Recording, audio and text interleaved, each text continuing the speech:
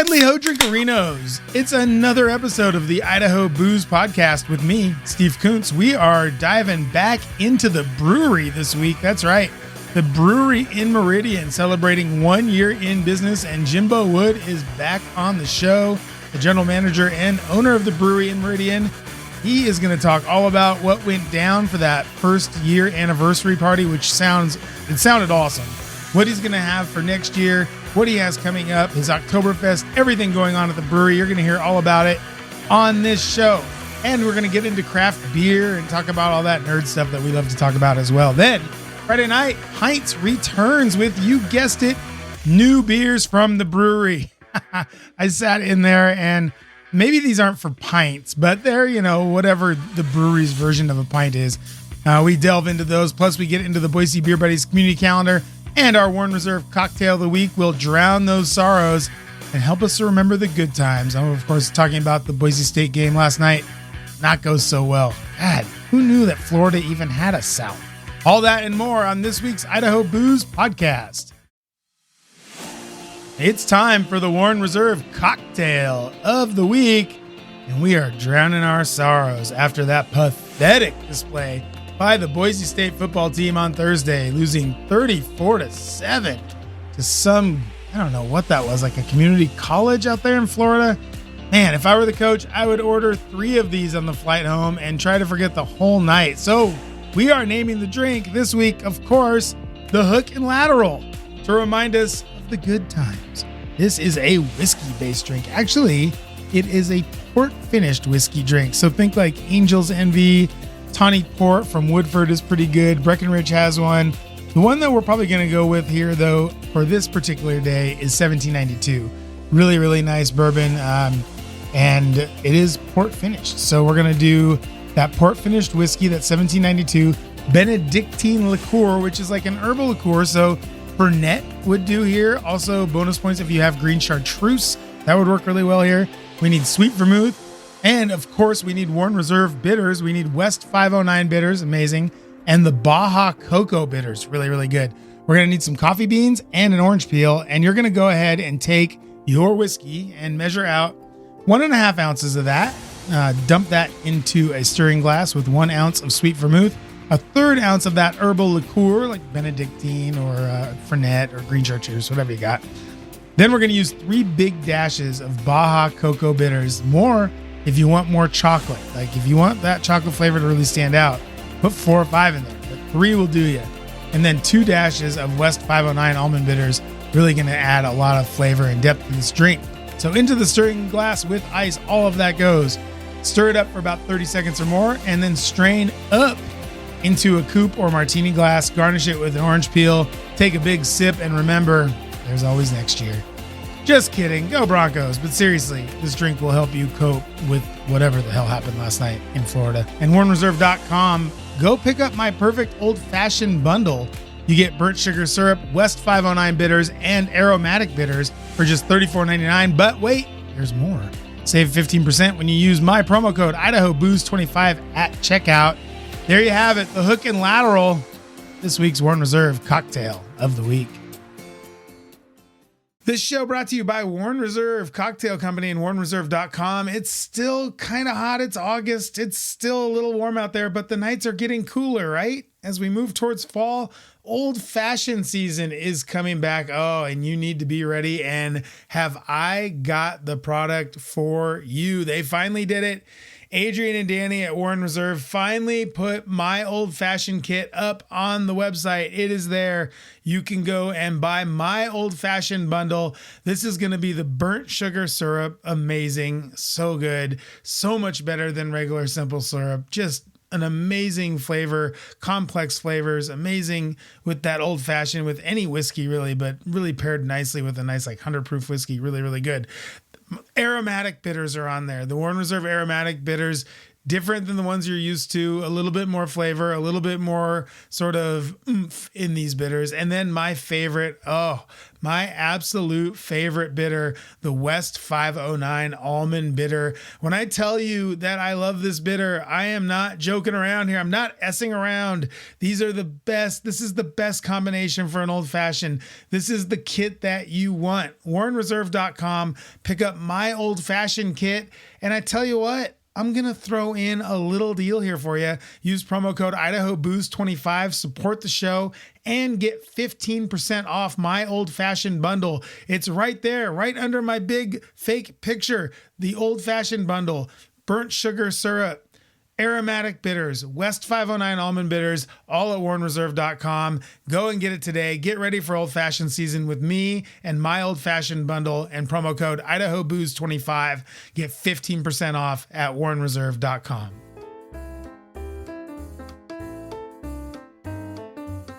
Welcome back to the show. Last week we did a new segment called Craft Beer is Dead. It's a catchy title, and it's a gimmick, sure, but as I've told you all before, this show is predicated on gimmicks and guests. That's it. I mean, if I don't have one of those two things, it's over. Like, we're done. So my little gimmick, the Craft Beer is Dead thing, a lot of fun. Fun to write about, fun to read about, fun to talk about, but also sort of not fun.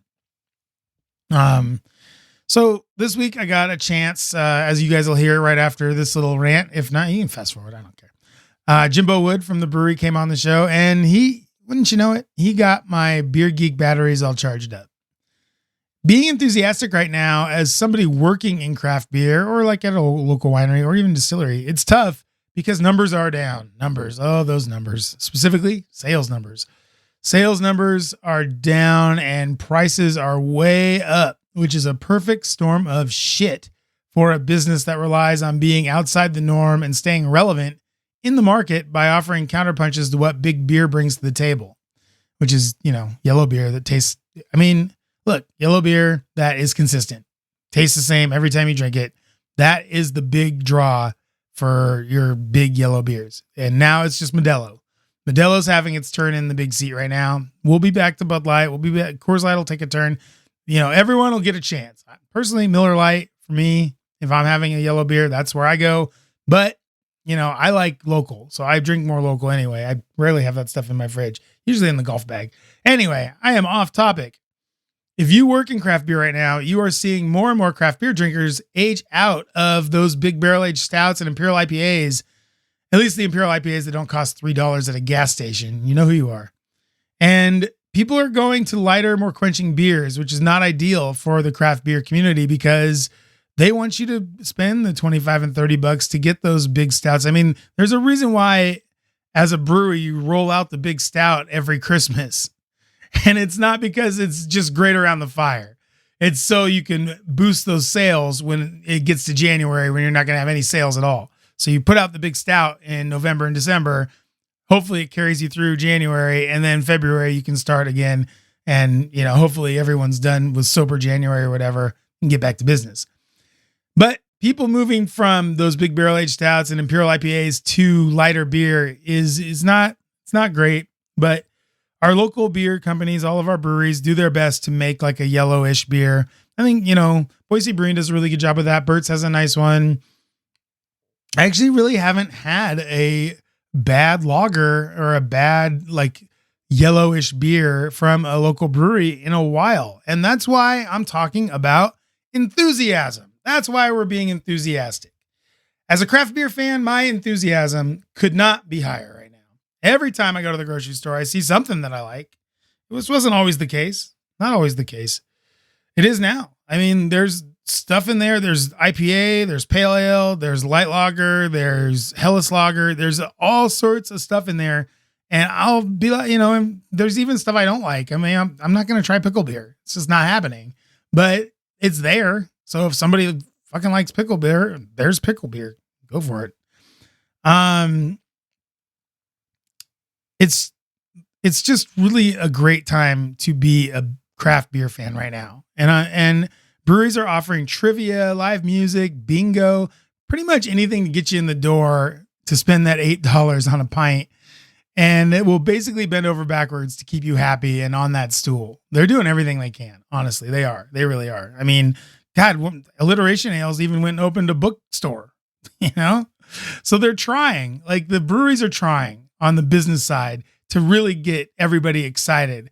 But like, I think you should already be excited. I think besides the prices, which everyone is dealing with, including restaurants and bars, this is a really great time to be a craft beer fan. Brewers have never been better at the craft. I mean, the technology, the variety of easily attainable ingredients, being able to can and brew on a small scale has evened the playing field with big beer for good, small, locally owned craft breweries. And that's a distinction. Good. And the canning thing is really, that's really a game changer, because canning was always the thing that was the most expensive. Like only the big breweries could can, because you had to buy like a whole thing of cans, or you had to get them painted, or you had to do this or that or whatever. Like it was just really, really tough. When we got into canning at Edge, that was like most of the time at Edge, Marcus and I worked really well together. It was like one meeting, we'd make a decision, off we'd go. Canning, I think, was 3 meetings. Like it was a lot of meetings, and it was a lot of what are the price points going to be? What's the 6-pack cost? It was like nonstop, like a lot of that going back and forth. But now you can share a truck with somebody. You can get cans that aren't printed and are just maybe stickered across the top, and then label them yourselves. There's all sorts of ways that you can do it now without buying a giant truck of cans. It's really cool. And it's great for us as craft beer drinkers, because then we get to see stuff that we like in cans out at the grocery store, or, specialty shop or co-op or whatever, Whole Foods. And I think the enthusiasm is contagious. I was, you pop into Mother Earth or Boise Brewing, and all you see are just happy people with great beer, and they're not even worrying about it. I remember the days when you'd go to a local brewery with apprehension. It was awful. Every time you'd be like, is this IPA good? Is it going to be drinkable? Will the stout be boozy or not boozy? Or will it taste like oak? Or will it be overly oaked? Or will it be under oaked? Or will it be fortified with all sorts of shit? Will the Pilsner taste like piss? These problems were all something that happened, and thankfully mostly in the rear view. I don't think about it when I go. I'm just like, I know the beer is going to be good. I know. Maybe I'm wrong, but I don't think I am. And the enthusiasm I have for the industry extends to our friends in the wine business as well. I had the opportunity to try Coiled wine this week, which is there in Garden City, and found it to be really good. Honestly, I never even considered really the alternative. Why shouldn't it be good? They get good fruit from Sunny Slope or from Washington or wherever they get it. And Leslie, the owner and winemaker there, has been doing it for a long time. So it's kind of crazy to think that it wouldn't at least be good. And it was better than that. It was Black Mamba Petit Verdot. Black Mamba, first of all, shout out to Leslie and Coiled. Fucking great name. Black Mamba. Mwah. Chef's kiss. Best name I've ever seen for a wine. There's Kobe, there's the actual snake, and then there's the wine. Awesome. But also, it was a Petit Verdot, which are kind of weird, but really good. Tasty vino.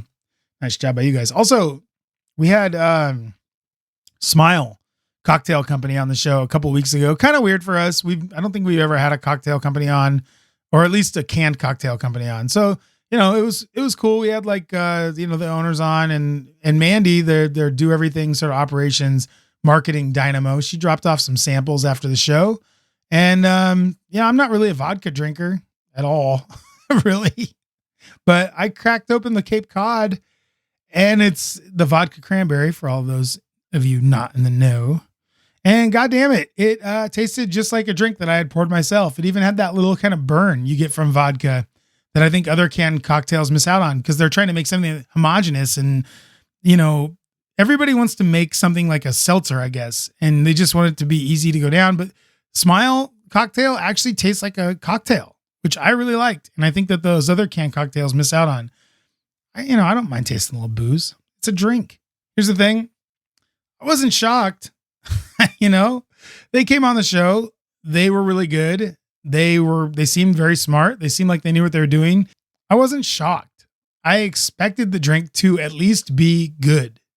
It's great that they were on the show and that the product is really good and everything like that. But I didn't even really consider the alternative. I would hope, that this enthusiasm would carry into those tiny cramped offices at our local breweries and wineries, so that they know that even though the numbers are telling you one story, there's an entirely different story being told by your customers. They are enthusiastic about your products and about what you're doing in your tasting rooms and in the community. And it's important to remember that the customer is always right. We'll be right back with my friend Jimbo Wood, talk all about the Bruery Meridian next. This show brought to you by Snake River Wine Tours. I am writing a book about Idaho wine, and I needed to get out to wine country. I had to introduce myself. I had to see how the wine was made. And Snake River Wine Tours was there for me. They provided an expert tour guide, John, who was very nice and knew everything about every winery we went to. I didn't have to worry about getting lost. I didn't have to worry about driving home. All I had to do was sit back and relax. And wouldn't you know it, I brought 4 friends with me and my wife. We all hung out. We had a blast. There were snacks, there was water, anything you could need. But the best part about Snake River Wine Tours was the behind the scenes access that we got. We had an expert from every winery come and tell us all about all the wines. We did tastings that nobody else was able to do. We did things behind the scenes that other people just didn't get access to, all because we went with Snake River Wine Tours. And this can happen for you too. And they'll accommodate any group, from an intimate 2-person wine tour, little adventure for 2, all the way up to private groups up to 64 people. They will get you out there and in style too. The van was big, it was comfortable, it had tons of room, and we had a great time. You make friends when you go on like a mixed tour like we did. We were singing and laughing the whole way home. It was an amazing trip. We were able to do it on a Sunday, which was amazing. We went out on a Sunday and hit up a bunch of wineries, and you can do it too. And they plan 7 days a week, year round. You can make your trip starting today at snakeriverwinetours.com. Voted number 1 by USA Today. There you go. That's all you need to know. Snake River Wine Tours, for the best adventure out on the sunny slope in the Snake River AVA. Go to snakeriverwinetours.com today. Did you know that Boise Beer Buddies actually covers the entire state of Idaho? Yeah, plus parts of Oregon, Wyoming, and Nevada. You can be a buddy in 4 states. And it's never been a better time to be a buddy with Boise Beer Buddies. With so many amazing bars, restaurants, breweries, wineries, and speakeasies to choose from in the Gem State. Plus, oh man, the cost of beer, wine, and cocktails just continues to skyrocket. Why not save a couple bucks per trip out? Save $1 off your first pint at the Pour Company in Moscow. Get $1 off your first pint at the new St. Agony Brewing in St. Anthony. Head to Reno. Get 10% off all beer and wearables at Revision Brewing. Use my promo code BOOZEPOD and get a Boise Beer Buddy card for your best drinking buddy just in time for Labor Day. Do that today at BoiseBeerBuddies.com and get the Boise Beer Buddies app. Be a buddy and join Boise Beer Buddies today. Welcome back to the Idaho Booze Podcast. I'm Steve Kuntz, and I am here with Jimbo. Jimbo from the brewery. What is going on, buddy? Hey, man. How's it going? Welcome back. Hey, thanks a lot for having me back. Yeah. This place, always such a cool place. We are at the brewery in Meridian, I guess this is. Yeah, we're in Meridian, South right? Meridian. Yeah. And the place looks kind of the same from where we are. We're sitting in the barrel room. You have more barrels this year, which is pretty sweet. You have what looks to be a semi-permanent food truck situation going on out there. Yep. And you have some new neighbors. So tell us what it's been like the last year. You just celebrated your anniversary here. What's it been like to sort of go on this journey with the brewery that we started? Yeah. So, as we talked about last time you were here, my wife and I, our professional experience is largely in healthcare. Yeah. And so we've made physical therapy or something like that, right? Yeah, physical therapy. So we made the transition from healthcare to the beer world. And, it's like you and I were talking before we started the podcast. with any kind of business, there's always a pivot. There's always hey, these are the things that we need to do better. And so, I think it's, that saying of like, evolve or die. Yeah. And so we're constantly trying to figure out ways, what is the next evolution of the brewery at Eagle View Landing? What are the things that we need to do different? What are the things that we need to improve on? And but things have been great in year one. I think that we've been very well received by the local beer community. The neighborhood that we are in continues to grow and develop with surrounding businesses and more construction going on. And so I think that the first year has been extremely successful, but everything is definitely trending in the right direction for kind of our 5-year plan. So yeah, super excited. Right on. There is something about Ada County where they just want to throw construction at new businesses as much as they can, right? Yeah. So you've had a lot of construction out here. Down in Eagle, they have a lot of construction there all the time. All between here and there on Eagle Road, I just drove it. It took me 35 minutes to get here, which is insane. So yeah, that's I guess that's part of just life here in a fast-growing Meridian, right? Yeah, I mean it's a double-edged sword from the perspective of growth brings new business, but with growth means more construction traffic, more traffic, all that kind of stuff. We live down on Linder, and they're doing road construction down there, and it's like, why in the world did you guys wait until school started? Right. Like, why couldn't you do this the week of 4th of July when everybody's out of town in McCall? Yeah. Instead of doing it the week after school starts. So, I know. In Eagle, it's the same thing. They're like, we're just going to shut down State Street and Eagle, the intersection. We're just going to shut that down. Yeah. For like maybe 2 months, whatever. Yeah. And I was in the Jacksons over there the other day, and the guy was like, I was like, how's it going? And he's like, we're down. So, I mean, that's one of those kind of things. I don't know if you can build that into a 5-year plan, but it certainly seems, at least the few times that I've been here, that people are fighting their way through the construction and through Eagle Road to get here, right? Yeah, definitely. Yeah, I mean, we have a large number of regulars that kind of come from all over. We've got a couple that comes in every Friday, and they live up in the Star area. And so it's just been kind of cool to see how word has spread. I feel like I was naive to think that everybody's a beer nerd like me, and everybody, follows beer-related, posts and beer-related stuff on Instagram, and so the word would get out pretty quickly. And so it's just been interesting to see people that still, I was working behind the bar yesterday, and some folks came in, and they were like, oh my goodness, we were going to Topgolf. We used to live in Orange County. We had no clue you guys were here. We saw the logo and had to stop in. That's and awesome. so it's still cool, to meet those people that happen upon us for the first time. Yeah, that is cool, and it's such an interesting sort of an interesting concept. I feel like you're still the only brewery that's opened up here that isn't a brewery here. Yeah. So it's definitely unique. We are licensed in Idaho as a brewery and have a super small 1-barrel system back in the back.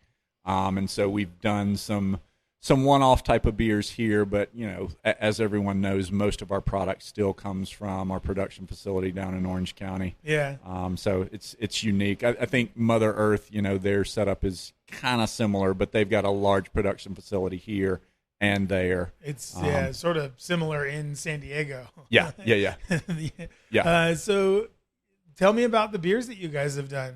You guys have made back there on your little, what is it, like a 1-barrel? Yeah, a little 1-barrel system. So, I think that initially in the early days, so let's say, quarter one after opening last year, I think that what we quickly realized is that, we need to serve 2 different groups of people.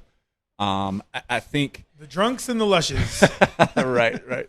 Our model is a little bit different than the model of, our parent company in Orange County because, if you fly into John Wayne Airport in Orange County, within a 20-mile radius of John Wayne Airport, there's probably 100 world-class breweries. Yeah. Oh, you put in the qualifier. I was going to say 300 breweries. Yeah. But 300 breweries. Sure, with the qualifier. 100 world-class breweries. And so, if you like light lagers, you're probably figuring out within that 20-mile radius, all right, this is my target to stop while we're here traveling to Disneyland with my family. This is the target that I'm going to hit because I love light lagers. If I love big beefy beers, I'm probably going to the brewery or I'm probably going to Bottle Logic. And so, in my time working in the tasting room in Placentia, what I saw was that people came in and they knew the brewery for big beers, and they were there basically to try every big beer on the menu. Wow. I think the unique thing about us and our location here is that, there are a fair number of tourists that come in. We've got a hotel across the street, but also we're servicing the local neighborhoods, the local businesses. We're servicing the lunch meetings, the business meetings, those kind of things. And those guys aren't coming in and trying a flight of 15% beers. Those guys are coming in and wanting a Radler. They're wanting a seltzer. They're wanting those kind of things. And so to get back, long story short, short story long, to get back to your original question, what have we done on our system? In quarter one of year one, what we realized was that there was some holes in our lineup that we needed to fill to make the local folks happy. The business guy that's coming in and trying to drink a beer or two on his lunch break. And so we definitely tried to deviate more towards the pale ale end of everything. We definitely dove into the seltzer end of everything.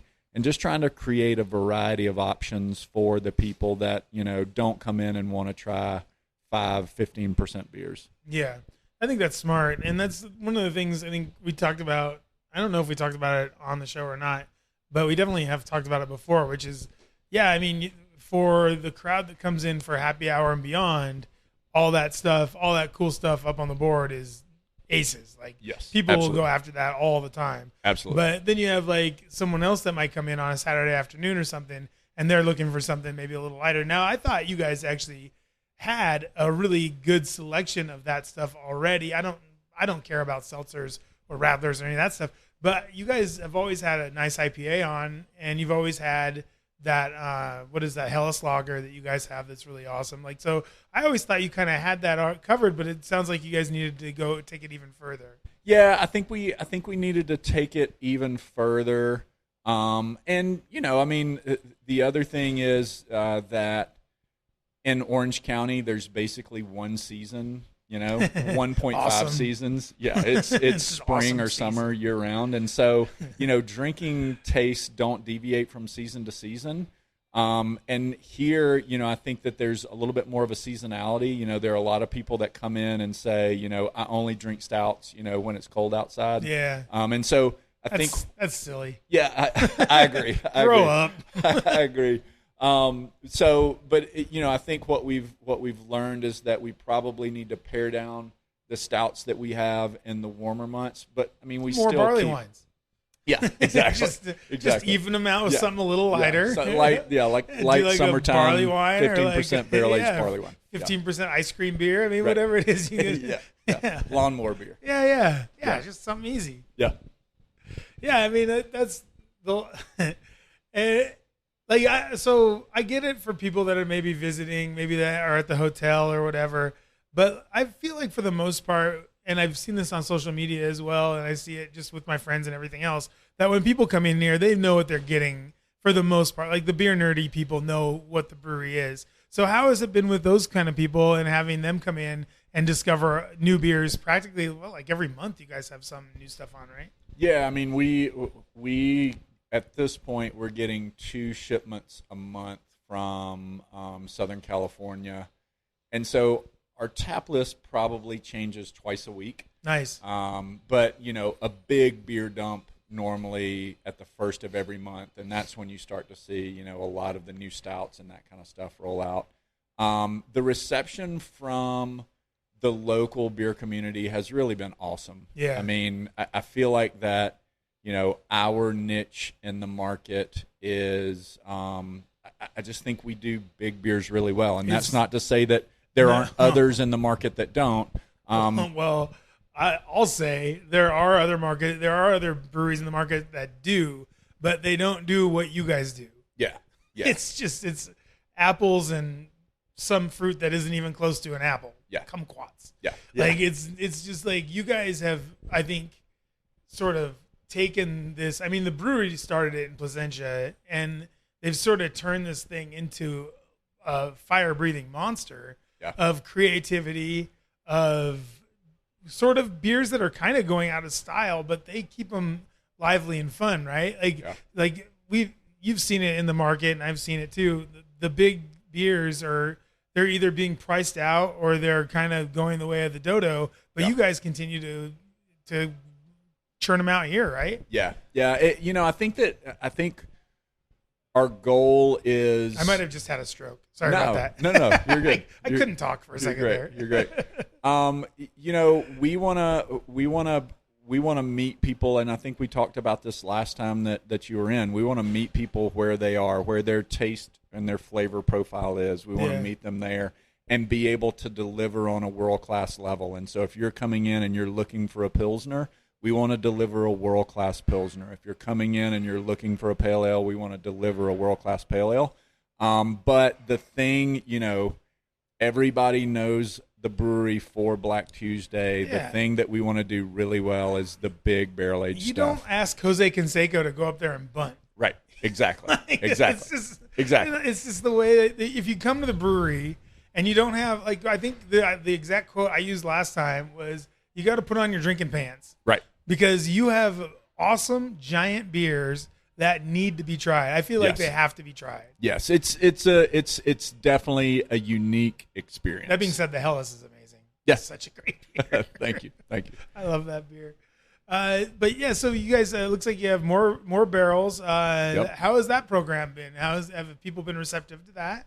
People have been very receptive to that, and I think that that's been one of the most fun things for me personally. The original concept behind bringing the barrels in was to have, a straight from the barrel experience where, somebody can come in, Steve can come in and Steve can say, I want to pour from barrel number 2.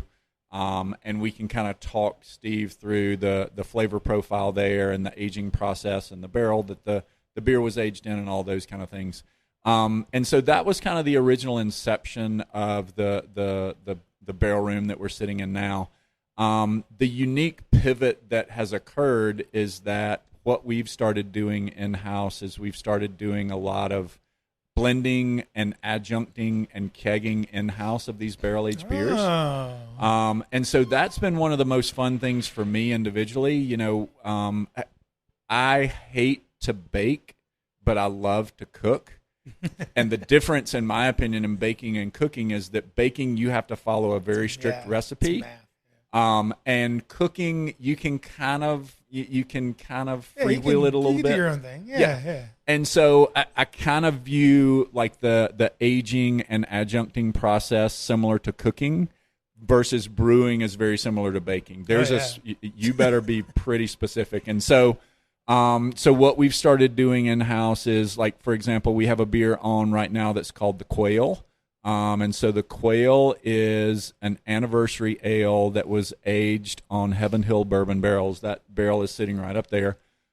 So we aged the beer in-house, and then we pulled the beer off the barrel, put it in a corny keg, and blended it with, so we got some maple syrup that was aged in Heaven Hill bourbon barrels.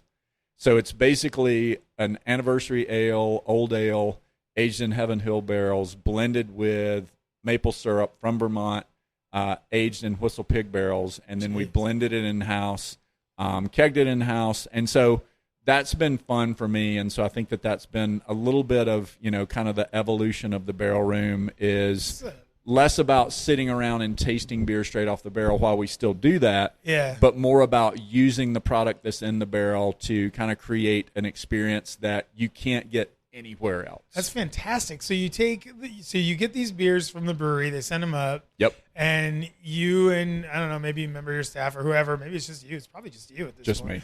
Just me. Which is awesome. Fuck yeah. Yeah. So you're back there in your lab messing around, and you're able to just call Heaven Hill up and with your accent and just get whatever you want from them, right? I wish it was that easy. I wish it was that easy. Just they're like, where you, like 2 seconds in, they're like, where are you from? You're like, oh. And next thing you know, you have Heaven Hill bourbon barrel aged Whistle Pig maple syrup from Vermont. Yeah. And then so you take that, you throw it into a corny keg, you throw all that stuff into a corny keg, and I imagine you put some CO2 on it, and then you throw it out and serve it. Yeah. So we have we have a super small corny keg that we use kind of to do a test batch. So we'll do like a half-gallon test batch. Half-gallon? Yeah, half-gallon corny keg. I've ever seen a test half-gallon. batch. I'm gonna have to check that out. I've never seen a half-gallon corny keg. And so we'll kind of play around with it in the keg, and then once we feel like we got the recipe dialed with the adjuncts and all that kind of stuff. Again, we is a one of one. We is a jury of one. We is me and my brain. Yeah, yeah. Well, that's good enough for me. Yeah. I gotta check some of those out. I need to be more on top of that. Well, I'm looking at them right now, and it looks like you have a pretty good mixture of beers to choose from here. How has that been? Are they just still sending whatever they kind of have, or are you making requests, or how does that work when you get the barrels in? So right now, basically, we have, we've got kind of a full supply. We've got as much as the room, the barrel room right now will hold. There are other areas that we could stash, filled barrels in the future. And if you ever come to our facility here, people are always asking me, what's in the barrels that are sitting outside in the sunshine? Nothing is in the barrels that are sitting outside in the sunshine. If there was something, it would be close, very close to vinegar. I saw that last time I was here, and I was like, those are empty. Yeah, those are empty. Those are purely for decoration. If you know Jimbo, you know that he's not throwing full barrels of beer in the sun. Yeah, not going to put a $3,000 barrel out in the sun to cook and then freeze. I don't even think you would put a $10 bottle of beer out there. No way. No, that's not the way we do things here at the brewery. That's right. So, what have been some of the happy surprises that you've had having this business the last year that you guys have some happy things that have happened? Yeah, I just think that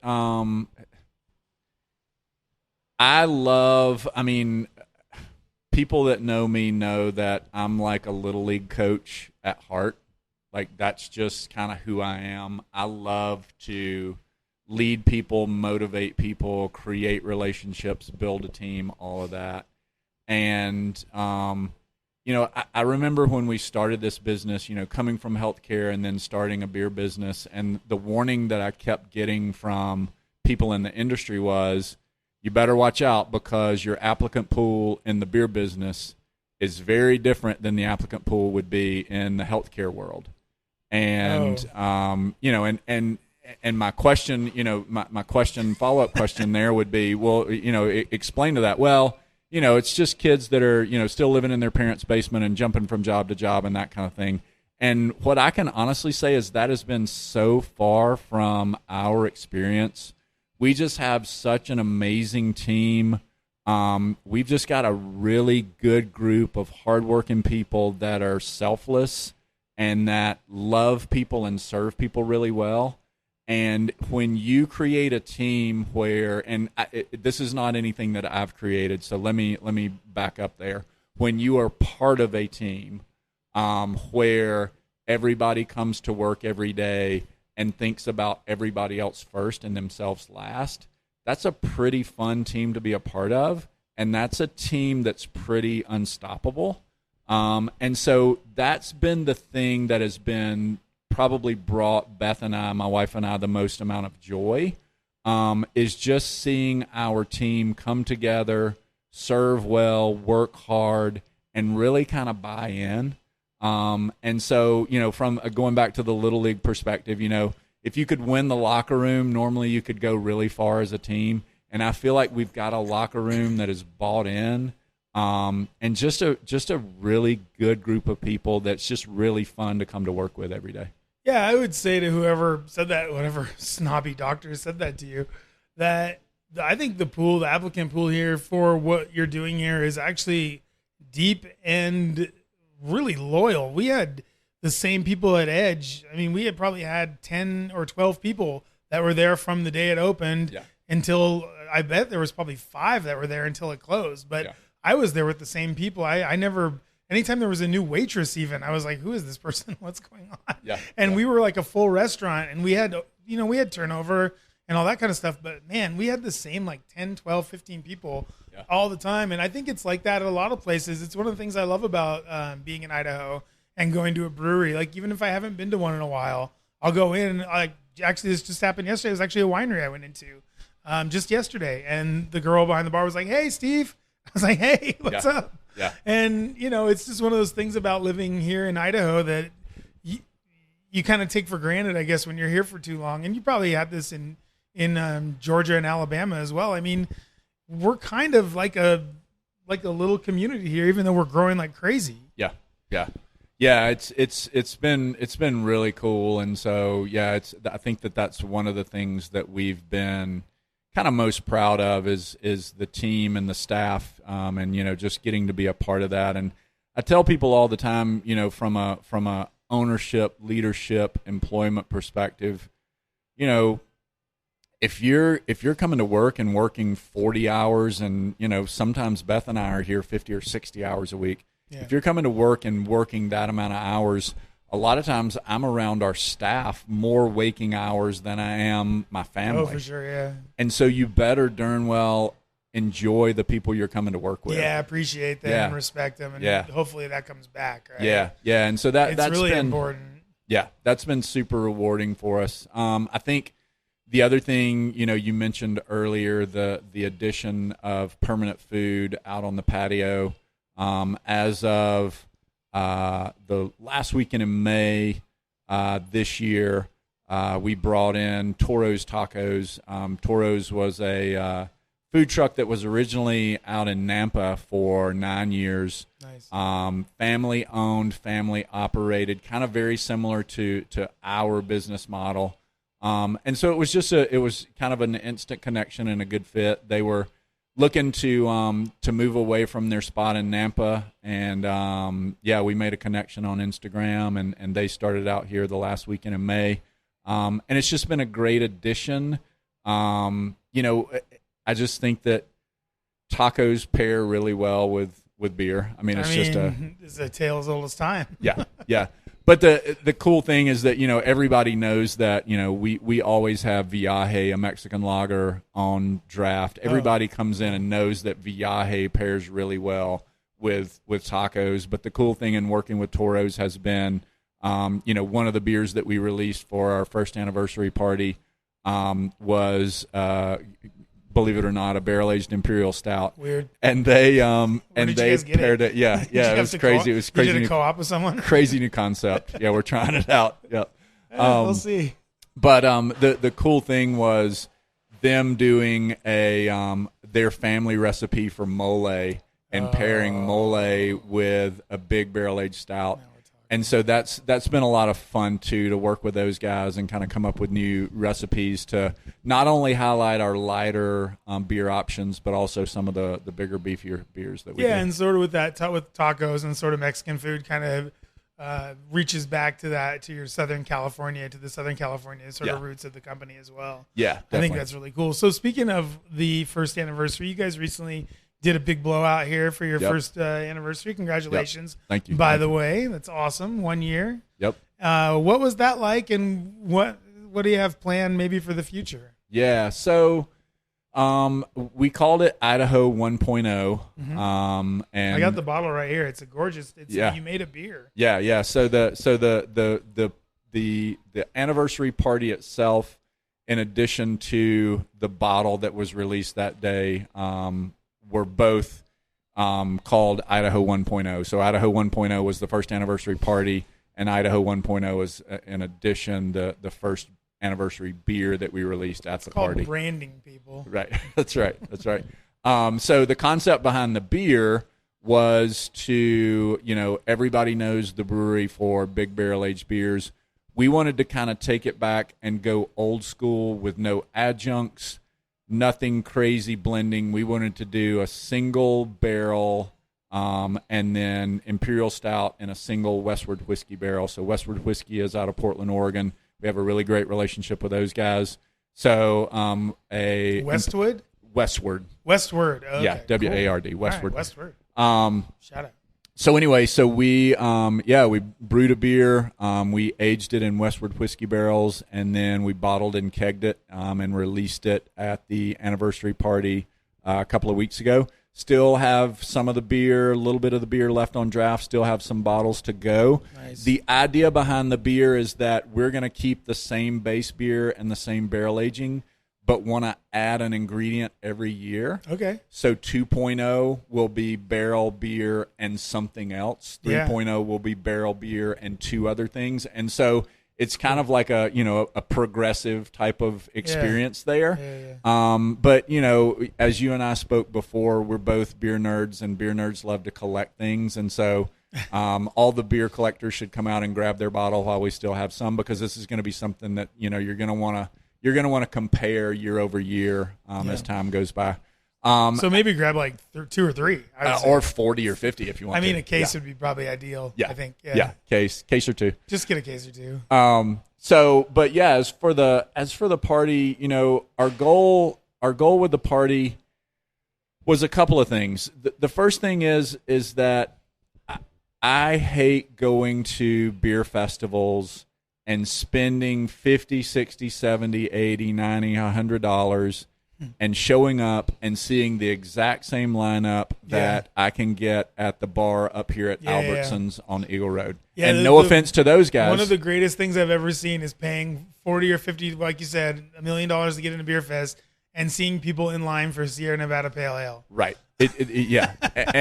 And Sierra Nevada great beer. Pale Ale is a great beer. I can have that any day I want. I can have that any day I want. And so goal number 1 for Idaho 1.0 was to create a beer experience that was extremely unique, had never been replicated before, and would likely never be replicated again.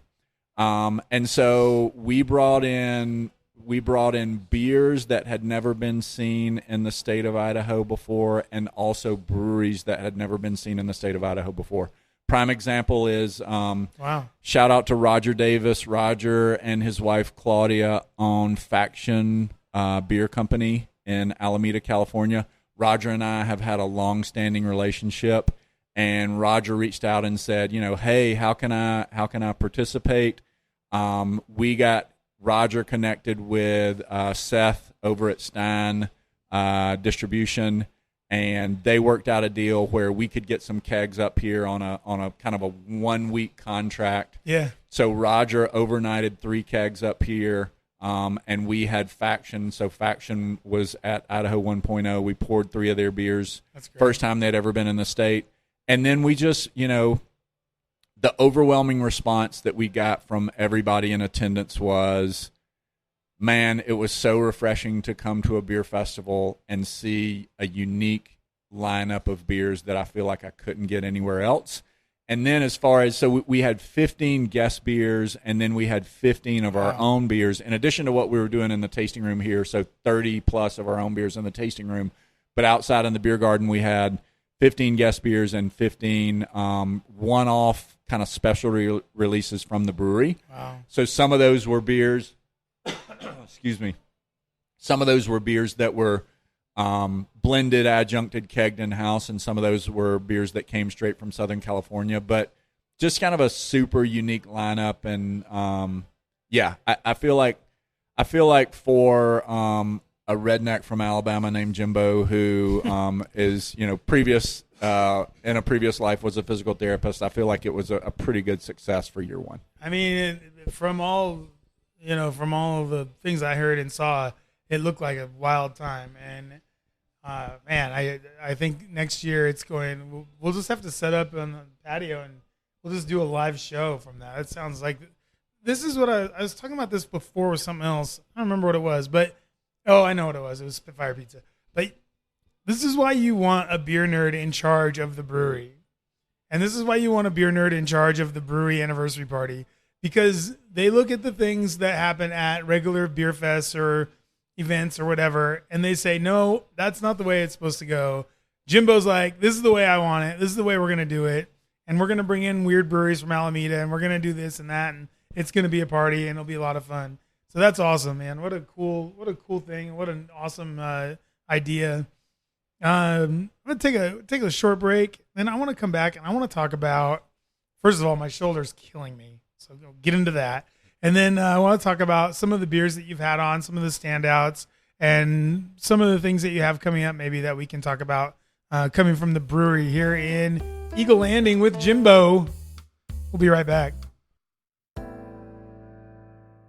It is the last call for a family road trip, and Treasure Valley Chevron has everything you need to get out on the great highways and byways of these United States. Drinks, snacks, candy, ready to go hot food like corn dogs, nachos, and I am happy to tell you, Treasure Valley Chevron now has a bucket of delicious barbecue ribs ready to go with you out the door.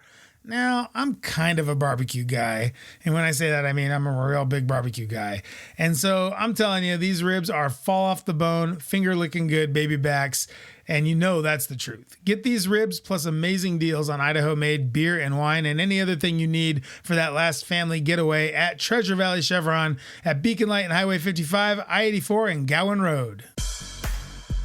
Welcome back to the Idaho Booze Podcast. We are on location at the brewery. This isn't Placentia. This is Meridian, I believe. And we're here with Jimbo. Jimbo, the, owner operator? Yep.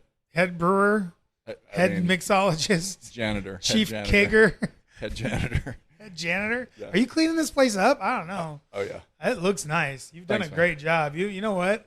I would get away from some of the other stuff you're doing and focus on the janitorial. Yeah. Oh man, because you are good at it. Anyway, we were sitting here in his beautiful place in the barrel room and talking about just what's going on this last year. You guys have been open for a whole year now. Yep. I had you on the show either right before you opened or right after you opened. Right after last year. And there was a lot of talk about, how is it going to work? How are you going to have a bunch of big beers on? I have an epiphany about that I'm going to share with you in a little bit. But first, I want to talk about some of the beers that stand out, because every time I come in here, we talked about it a little bit in the first segment, there is a new beer on, or there's like 5 new beers on, or I don't know how many new beers are on, honestly, because I can't compute. The names are all different, and my little hamster wheel brain is just like, I don't know what the difference is. Red, white, and brew, and sometimes it's Black Tuesday, and sometimes it's White Wednesday, and Freaky Friday. I don't know which ones are which. So what's kind of stood out to you as far as I'm just like, okay, I'll try one dessert beer, one barley wine, and one stout. That's kind of the way I usually do, and then I end up having a Helles. Yeah. So how has it been? What are some beers that have stood out to you? What are some things that have been like maybe some one-offs or some ones that you've kind of, kept in the back of your head as like being very special? What are some of the beers that you've kind of seen come through? I think the one, so I have my own favorites, but I think the fan favorite, was actually a line of beers that we did in-house. And so, one of my passions and one of my 2 kids' passions is downhill mountain biking. So we used to live on the eastern side of the state outside of Jackson Hole. Oh, yeah. And so we were there for 6 years and have been into mountain biking for years, but kind of fell in love with downhill mountain biking. And that was one of the things that me and the kids always loved to go out and do. And so my name is Jimbo and my dad is Jimmy. And my grandmother, so my dad's mom, Jimbolina. So my dad's mom, we always had a super special relationship. And and there was a trail, a downhill trail, probably the best downhill trail in Jackson, was called Jimmy's Mom. And so I think it was probably an inappropriate reference to some kid named Jimmy, who had an attractive mom. But anyway, we kind of used it as a riff to our favorite mountain biking trail, but also be a nod to my now deceased grandmother. But so we developed a beer and we called it Jimmy's Mom. And so Jimmy's Mom was basically a big barrel-aged imperial stout with coffee and a ton of toasted coconut.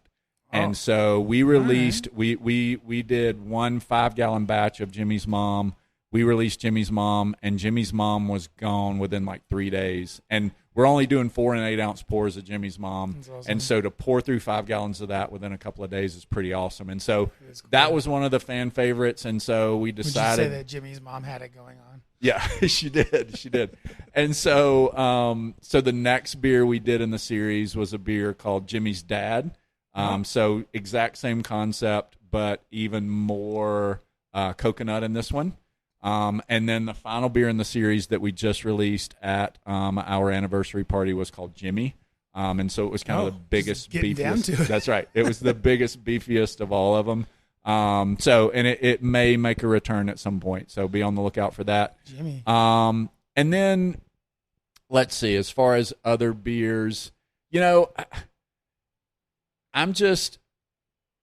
I constantly give kudos to our production team down in Orange County, because these guys, the amount of work that goes into producing the sheer volume of beers, but also the amount of mental gymnastics that goes on to produce the number of big beers, and every month it's a different barrel treatment.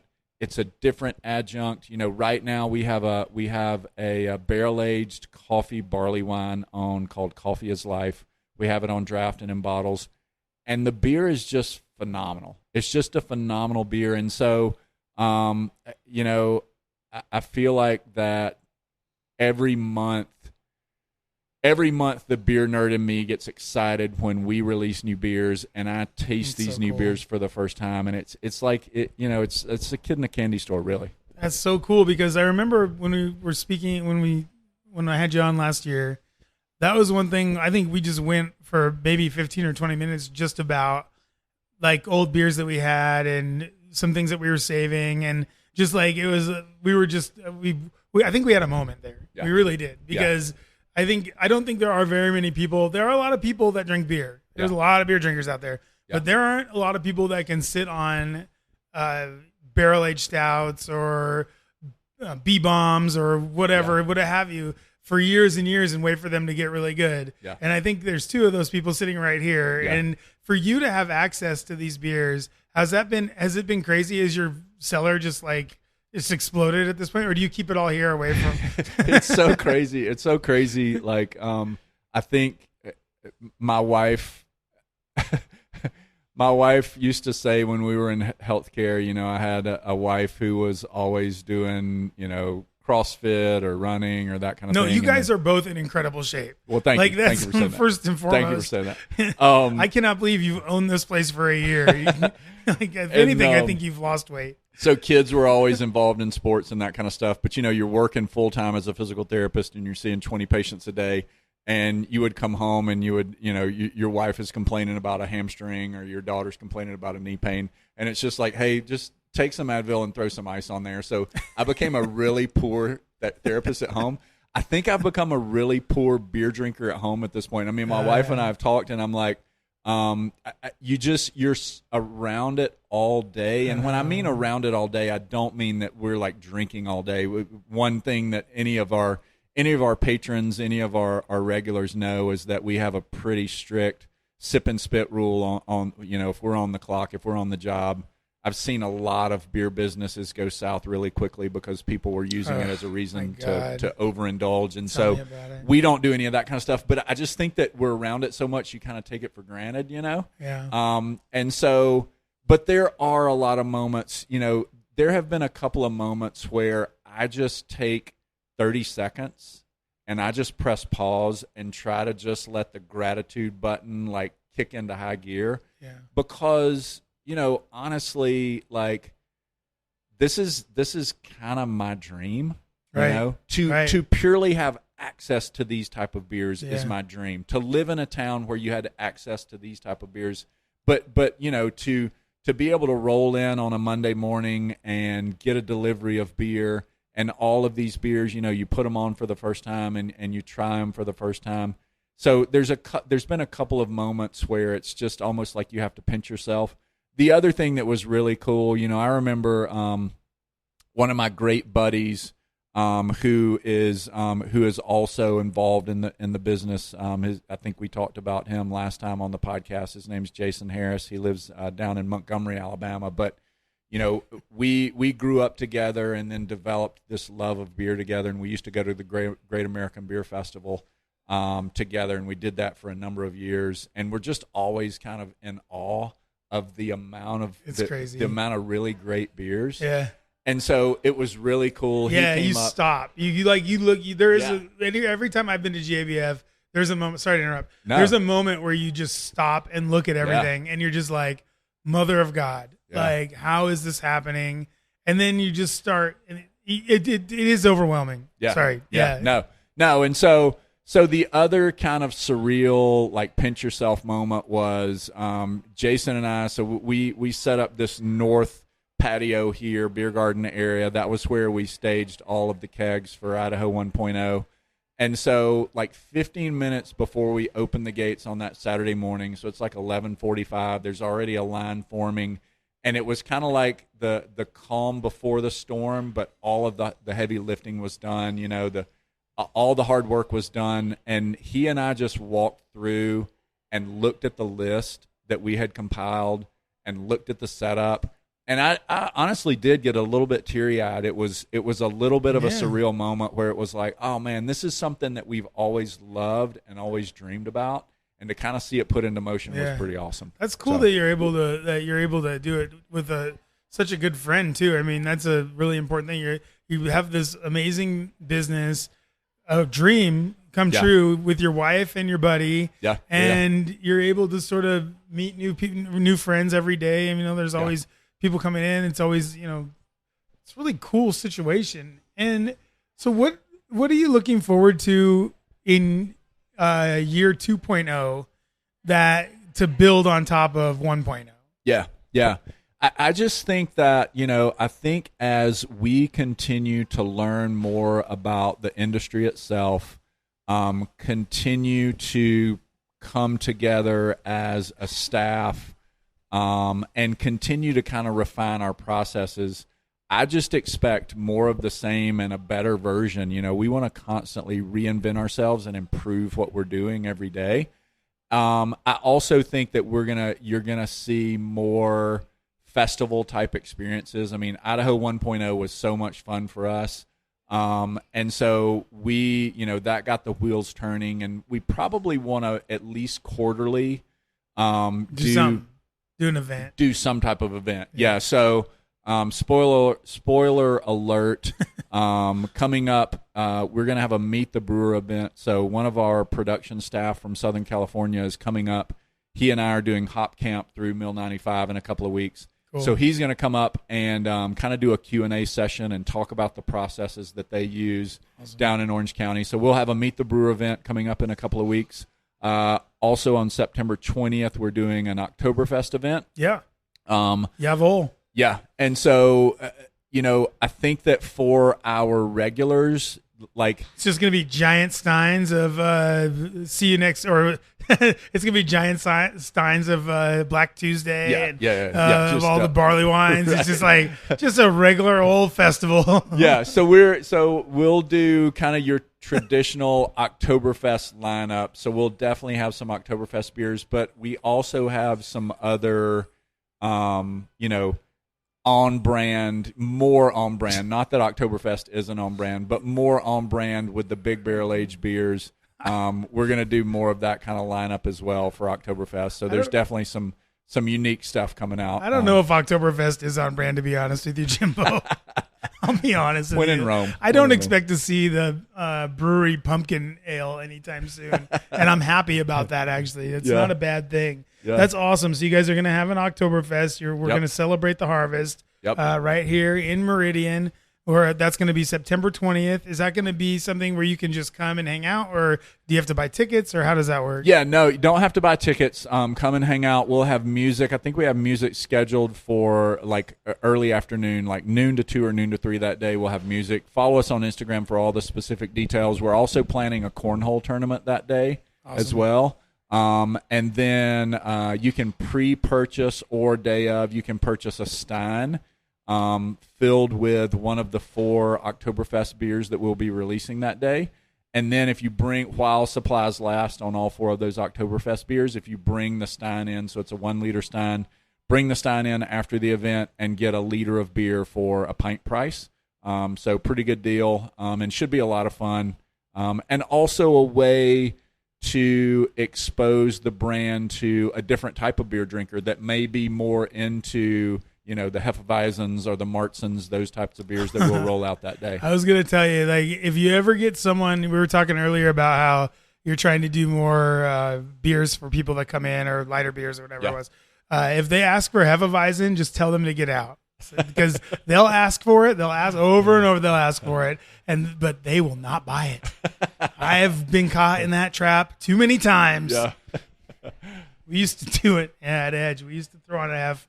Nobody would drink it. Nobody. It's sad but true. That's just kind of the way it goes. So I told you I had a little epiphany, and so I'm gonna bother you about it real quick, and then you can tell me what you think. So when you first opened here, I think the major scuttlebutt around was like, how are you gonna have a place that's like a brewery or a pub or like a tap room or whatever with all hardcore beers on, just all 14, 15, whatever they are. Yeah. And I thought about it, and so I've been writing this book. I'm writing a wine book right now. So I've been going to a lot of wineries. Yep. And to me, what you're getting here is you're getting a winery, basically, but it's a brewery. I mean, obviously, but you're dealing with a wine type product here, right? Yeah, absolutely. Like, so my feeling is, if you're cool with going out to Sunny Slope and putting down 5 tastings of wine, then you should be just fine coming here, right? And trying anything. Right. Yeah, absolutely. Yeah, no, it's this is definitely a different beer experience than most other beer experiences in the area. And as we highlighted earlier on the show, we do stouts and barley wines aren't all that we do. I mean, if you look at our current lineup, we probably have 12 stouts and barley wines on the menu, and the rest of that 35 number tap list is occupied by, some light lagers, some pale ales, some Belgian IPAs, quads, Belgian gerbils. No. But strong ales. But yeah, we definitely want to, with the beers and also with the space itself, create an elevated drinking experience. I mean, not in a stuffy kind of way, not in an unapproachable kind of way, but definitely in a way that kind of pushes the boundaries of what most people think of as a brewery or a tap room. I tell you what, man, I think you've done it. I think you've created as we're sitting here, there's some people enjoying some lunch with some pints, it looks like. And I think with now with some food opened up next door along with the taco truck, I think that you've done it. I think you've got a really solid setup here. I'm excited to see what Idaho 2.0 brings. Jimbo, thank you so much for being on the show again. I really appreciate it. Is there anything else you want to talk about? Anything else you want to announce, or anything else going on that you want to talk about coming up in the next couple of weeks? Yeah, I would just say thank you so much for the opportunity. I think that you just do an amazing service to the greater beer, wine, spirit community.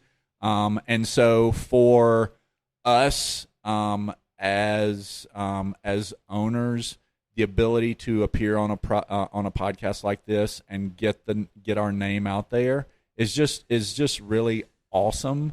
And so we just greatly appreciate you. We greatly appreciate just who you are and your service to not only us, but the greater beverage community in the Treasure Valley and in Idaho. So thanks a bunch. And you guys come check us out. Now I'm the one that has a tear going down my cheek. Thank you so much, Jimbo. It's real nice of you to say it. I'm happy to do it. Like I said, I do it because of guys like you that come out here and put your neck down on the line and start a business, start a crazy tasting room with crazy 15+% beers and have made just an awesome business out of it, an awesome place to hang. This place, every time I come here, there's always someone here to talk to. There's always a nice person, friendly face behind the bar. So thank you so much for opening this place up, and thank you so much for continuing to go with it. I can't wait to see what the next year brings. And we're going to talk about some of the beers that on tap and more on Friday Night Pints coming up right after this. This show brought to you by Warren Reserve Cocktail Company and WarrenReserve.com. It's still kind of hot. It's August. It's still a little warm out there, but the nights are getting cooler, right? As we move towards fall, old-fashioned season is coming back. Oh, and you need to be ready. And have I got the product for you? They finally did it. Adrian and Danny at Warren Reserve finally put my old-fashioned kit up on the website. It is there. You can go and buy my old-fashioned bundle. This is going to be the burnt sugar syrup. Amazing. So good. So much better than regular simple syrup. Just an amazing flavor, complex flavors, amazing with that old fashioned, with any whiskey really, but really paired nicely with a nice like 100 proof whiskey. Really, really good. Aromatic bitters are on there. The Warren Reserve aromatic bitters, different than the ones you're used to, a little bit more flavor, a little bit more sort of oomph in these bitters. And then my favorite, my absolute favorite bitter, the West 509 almond bitter. When I tell you that I love this bitter, I am not joking around here. I'm not essing around. These are the best. This is the best combination for an old fashioned. This is the kit that you want. WarrenReserve.com. Pick up my old fashioned kit. And I tell you what, I'm going to throw in a little deal here for you. Use promo code IdahoBooze25, support the show, and get 15% off my old-fashioned bundle. It's right there, right under my big fake picture. The old-fashioned bundle, burnt sugar syrup, aromatic bitters, West 509 almond bitters, all at WarrenReserve.com. Go and get it today. Get ready for old-fashioned season with me and my old-fashioned bundle and promo code IdahoBooze25. Get 15% off at WarrenReserve.com. Welcome back to the show. Wasn't Jimbo great? Such a good dude. Every time, I might have, Jimbo, I'm sorry if you're listening and this is news to you, but we might have you on like every month. I mean, you're really good. Just really good. I got to sit down with his wife afterwards at the bar. Jimbo had to go do something. So Jimbo set me up with a flight. And if Jimbo is there, and it's really hard to miss him. He's Jimbo. He has a cowboy hat on half the time. He's just a really great dude. He owns the place. He's there all the time. If he's there and you want to sit down for a flight, he's going to hate me for saying this, but ask him to put together the flight. Just like a tasting menu at a restaurant. Just let the chef cook, and cook he did. My God. He put together a flight for me, and I thought it was like he was going to get me like a beer, but no, here's the flight. The first beer, Quail. This is one we talked about on the show. We talked about it in the interview. This is a 16% barrel-aged old ale. And it's infused with barrel-aged maple syrup. This is one he was talking about with all the Heaven Hills, right? And man, for 16.5%, this beer, dangerously light, easy drinking. Jimbo dubbed it fall in a glass. And you know what? There's really no other way to put it. I always forget about old ales. My sister-in-law, Paige, she loves this beer, Old Peculiar Paige from Baltimore. And I always think about that because it's so weird that somebody who she doesn't really like beer at all, but she likes this beer. And old ale is an interesting beer for a wine drinker to like because it does have sort of those kind of oaky, woody, raisiny flavors to go along with this maple syrup in this beer, in this one, Quail. And it's just like a really nice beer. It's got whiskey, it's got rye bread, pine, honey, maple. It kind of has it all. And that raisiny, like I said, that kind of raisiny flavor you get from those old ales. Really, really good. Quail, 16% on tap at the brewery. Ida Hopped Gem. This is a collab with our friends at Mill 95. So this is the one he talked about. This one as well. They took hops from Gooding, all the way to Placentia in Orange County to the brewery to brew this beer. And it's nice. It's a nice little IPA. Grapefruit rind, orange lime, stone fruit there on the nose.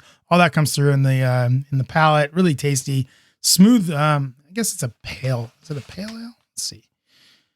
Yeah, it's a pale ale. 5.7%. Ida hopped gem. Really tasty. Nice. It was actually like, because these other beers I'm going to get to here in a second, it was like a nice palate cleanser, honestly, as the beers were just ginormous. All right, next one, Girl Grey. Girl Grey. So this is a tea infused Belgian, like a Belgian triple, 8.5%. So like a Belgian strong ale. This one, right on the nose, you get tea, lemon, biscuit right there, almost like a proper like English tea. It's all right there in the glass.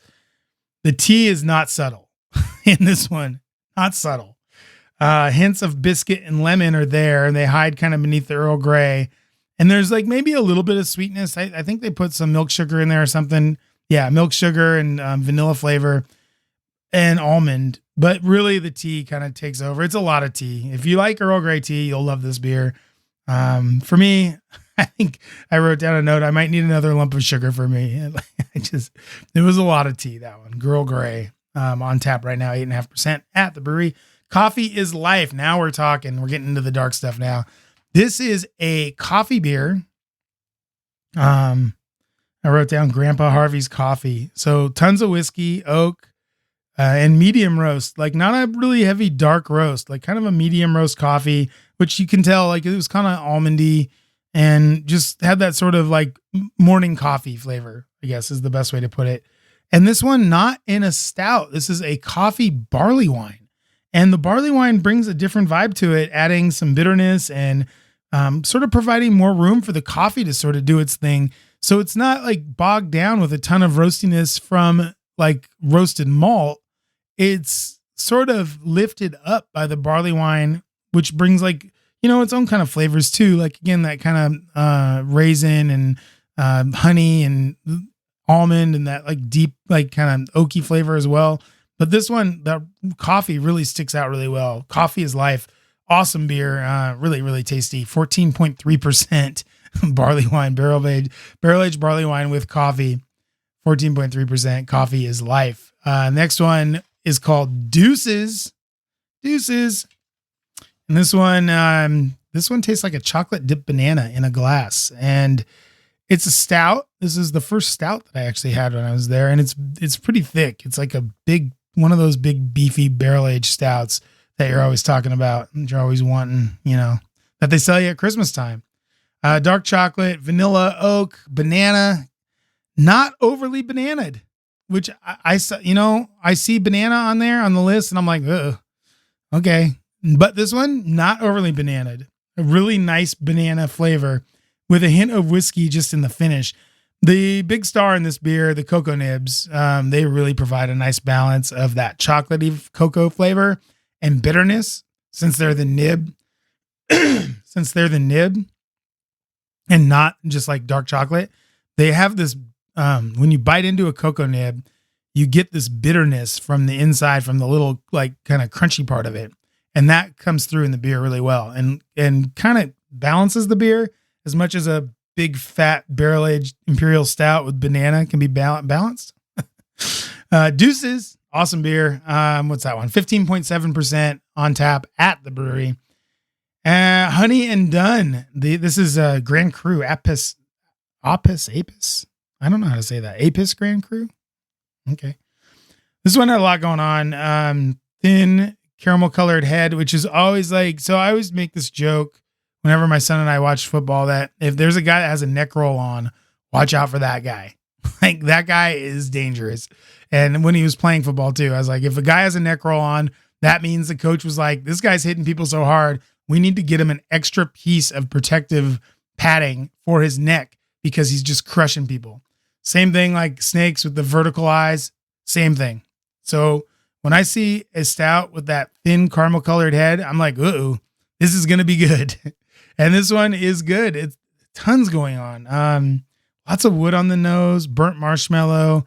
And yeah, that wood is kind of charred, tobacco, leather, all this stuff on the nose. It's just like really like kind of smoky, and it's got just like, then you take a sip and you're like, oh my God, this is a totally different deal.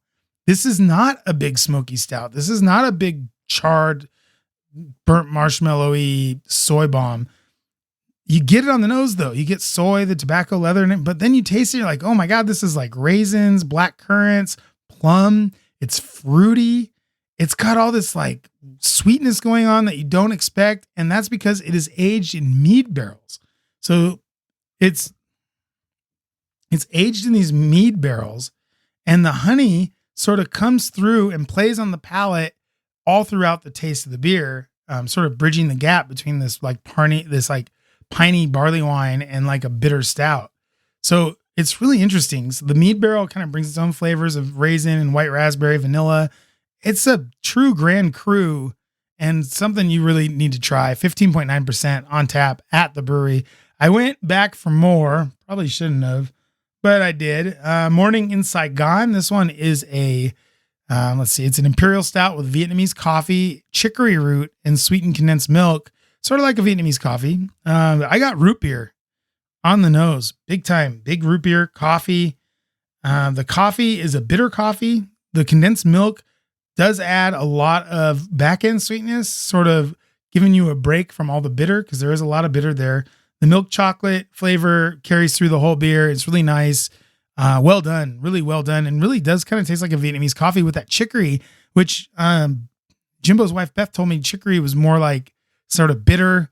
I found a lot of root beer. Like, I don't know. I got like a root beer flavor. So yeah, check that out. Then finally, last but certainly not least, is the beer Jimbo talked about, the Idaho 1.0. This is the beer he talked about that they're going to do every year, and they're going to add something to it. So this year is the base beer. So this is a dark chocolate whiskey and oak on the nose.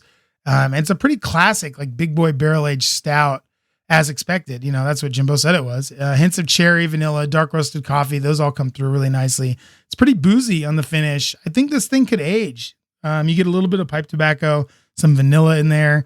And this giant barrel aged stout, I think, will lay down really well. I think it's 14.9%.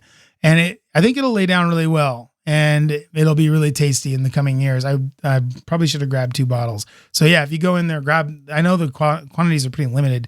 So if you do go into the brewery at Meridian, make sure you grab an Idaho 1.0. Maybe get a couple of them, because they're really good. They're not cheap, but they taste great. So that'll do it for Friday Night Pints Brewery Edition. Thanks so much to Jimbo and Beth for having me over there and tasting me out on all these awesome beers. I really appreciate it. And we're going to be right back with the Boise Beer Buddies community calendar and to wrap things up next. This show brought to you by Warren Reserve Cocktail Company and WarrenReserve.com. It's still kind of hot. It's August. It's still a little warm out there, but the nights are getting cooler, right? As we move towards fall, old-fashioned season is coming back. Oh, and you need to be ready. And have I got the product for you? They finally did it. Adrian and Danny at Warren Reserve finally put my old fashioned kit up on the website. It is there. You can go and buy my old fashioned bundle. This is going to be the burnt sugar syrup. Amazing. So good. So much better than regular simple syrup. Just an amazing flavor, complex flavors, amazing with that old fashioned, with any whiskey really, but really paired nicely with a nice like 100 proof whiskey. Really, really good. Aromatic bitters are on there. The Warren Reserve aromatic bitters, different than the ones you're used to, a little bit more flavor, a little bit more sort of oomph in these bitters. And then my favorite, my absolute favorite bitter, the West 509 almond bitter. When I tell you that I love this bitter, I am not joking around here. I'm not essing around. These are the best. This is the best combination for an old fashioned. This is the kit that you want. WarrenReserve.com. Pick up my old fashioned kit. And I tell you what, I'm going to throw in a little deal here for you. Use promo code IdahoBooze25, support the show, and get 15% off my old-fashioned bundle. It's right there, right under my big fake picture. The old-fashioned bundle, burnt sugar syrup, Aromatic bitters, West 509 almond bitters, all at warrenreserve.com. Go and get it today. Get ready for old fashioned season with me and my old fashioned bundle and promo code Idaho Booze 25. Get 15% off at warrenreserve.com.